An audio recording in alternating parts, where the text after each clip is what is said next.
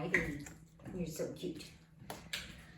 Hi there, I'm Rebecca Wild, and you are officially in the dog's house. We are lucky they let us live here, right, Ma? Right? That's Philip, by the way. Okay, so we are going to make dog treats today. They are super easy, and yes, you can go out and buy your own. Do your research, though. Read the ingredients. One of the things about commercial dog treats is that they are loaded with sugar, and you don't need sugar in your dog treats. There are even some dog treat recipes that call for sugar. You do not need them. This recipe that I am doing actually originally called for adding brown sugar, which isn't horrible, but again, you don't need it. My dogs love it without. So, all right, we have got 1 banana, we've got a carrot, you can use more if you want, egg.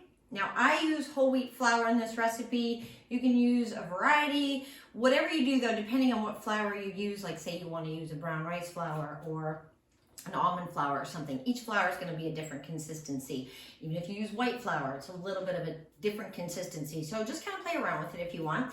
So like I said, I'm using whole wheat flour. We've got oats that we're using and coconut oil as well. And the cool thing about dog treats is they're really easy because you just put them in one bowl and then you usually roll them out. You can do fun little shapes, or you can be lazy, and I'm going to show you how to be lazy because it's one of those Sundays for me. Okay, so we've already mashed the banana, and by the way, like, these are the bananas. If you have 1 banana, this is perfect. Now, these are going to go into a banana bread later today because I'm in the mood to bake. So, then, of course, you grate your carrot, and if you're done, you feel like having a bite, there we go.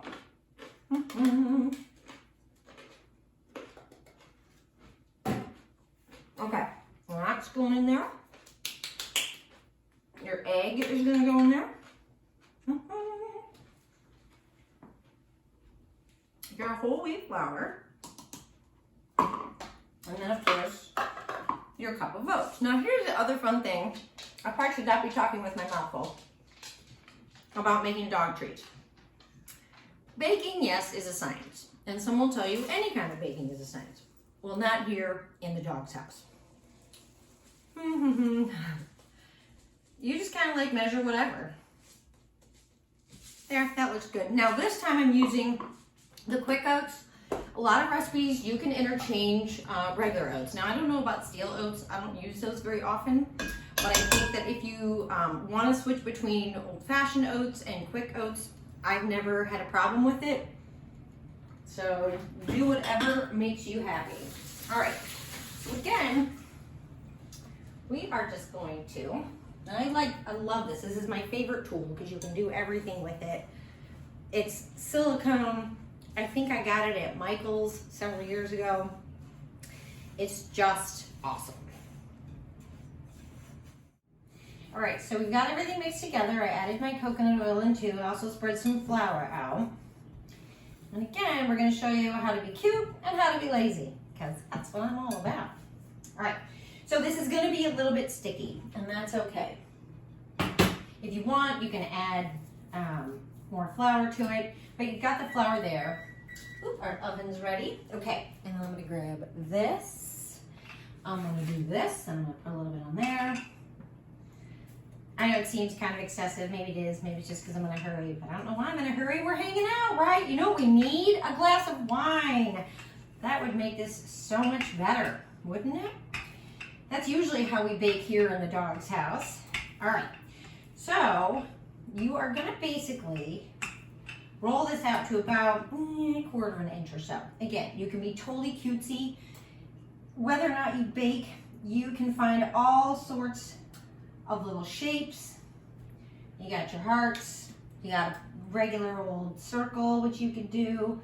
I have a dog house, I have a chicken, I have lots of different things. Okay, so and if you're wondering why my parchment paper is crumply looking, it's because I read, and it actually does work, that parchment paper lays better on your baking sheet when you crumple it up and lay it back out, and it kind of does. Okay, so that's the cutesy one, right? Then what we're gonna do, this is when you get lazy.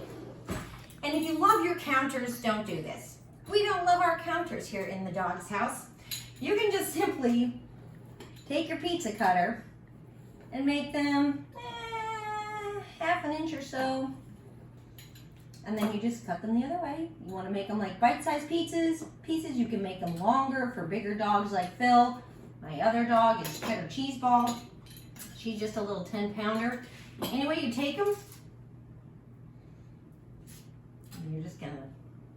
And the great thing again too is if they kind of come out mushy, like the dogs are not gonna care what they look like, unless you're baking them for someone for a gift. Which, by the way, they do make fantastic gifts.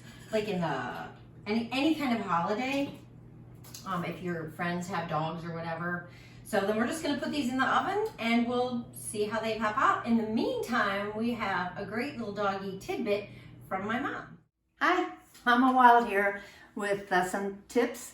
I learned that dogs' noses are stronger than I ever thought. It turns out they can actually find their owners 12 miles away, and there have been various studies to confirm that.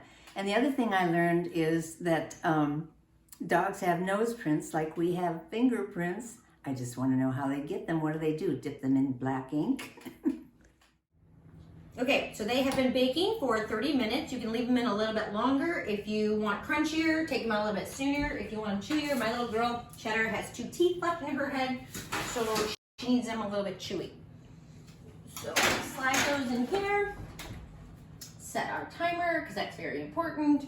If you're anything like me, you can easily get distracted and wander away from the oven and forget that you've got cookies, whether or not they're for humans or dogs, in the oven. Okay, the recipe is going to be in the description, but again, these are super easy and they're so good for your dog, and you know what is going into them directly. And if you want, email me, I'll make you some. I only charge for delivery. I'm just kidding. Okay, so let's see. Oh, by the way, you can eat them too.